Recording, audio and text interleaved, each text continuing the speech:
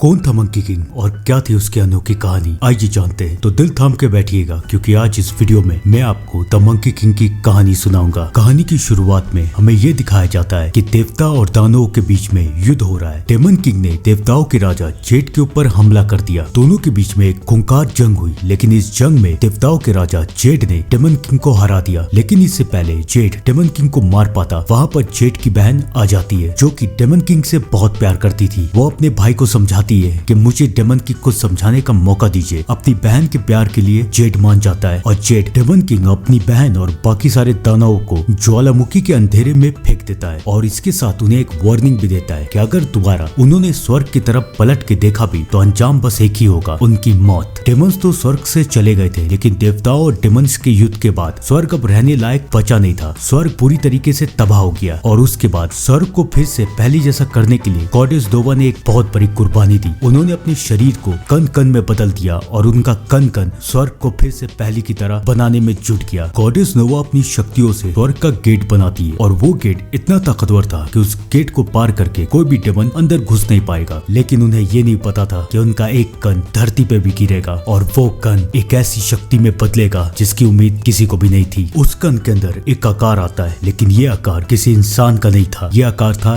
एक बंदर का। और यहाँ से शुरू होती है मंकी किंग की अनोखी कहानी। इस अद्भुत जीव की खबर देवताओं के गुरु सुबुति को भी मिल जाती है और उनसे कहा जाता है कि आप इसे ट्रेन करेंगे और इस काबिल बनाएंगे कि ये दुनिया की रक्षा करेगा। सुबुति मान जाता है और हमें दिखाया जाता है कि पर्वतों के पास वो शक्ति पूरी तरीके से बन चुकी है। तभी उसके पास एक छोटी सी लोमड़ी आती है और वो उस बंदर के हाथ को छूती है और उसके बाद वो बंदर आजाद हो जाता है अपनी एक अनोखी सी दास्तान लिखने के लिए। कहानी आगे बढ़ती है। अब वो बंदर होगो पर्वत में बाकी सबके साथ रहता था, लेकिन बाकी बंदर भी उसे अपना राजा समझते थे क्योंकि सब जानते थे कि उसमें बहुत अनोखी ताकत है। होगो पर्वत पे मास्टर सुबुति भी रहते थे। मास्टर सुबुति के पास एक अनोखी ताकत थी लोगों को जिंदा करने की। मास्टर सुबुति एक मरी हुई तितली को जिंदा कर देते और मंकी किंग का ध्यान भी इसी ओर चला जाता है और वो फैसला करता है कि वो ये शक्ति को हासिल करेगा और वो भी सबको जिंदा करेगा। मास्टर सुबुति ये कहते हैं कि अगर तुम्हें ये सीखना है तो तुम्हें मेरे साथ चलना पड़ेगा। मंकी किंग सुबुति की बात मान जाता है और यहाँ से शुरू होती है मंकी किंग की training. Master Subhuti monkey king को अपने आश्रम लेके जाते हैं, जहाँ एक तरफ मंकी किंग अपनी ट्रेनिंग ले रहा था, वहीं दूसरी तरफ ज्वालामुखी में डेमन किंग अभी भी अपने बदले के आग में जल रहा था। उसकी जादूगरनी उसके पास आती है और कहती है कि आपके पूर्वजों ने जो 3 भविष्यवाणी की थी वो अब सच होने वाली है और अगर ये 3 भविष्यवाणी सच हो गई तो आप स्वर्ग पे राज करेंगे। पहली भविष्यवाणी ये कि समुद्र के अंदर तूफान आएगा, दूसरी भविष्यवाणी कि स्वर्ग टूटेगा और तीसरी भविष्यवाणी कि गॉडेस नोवा के अंश से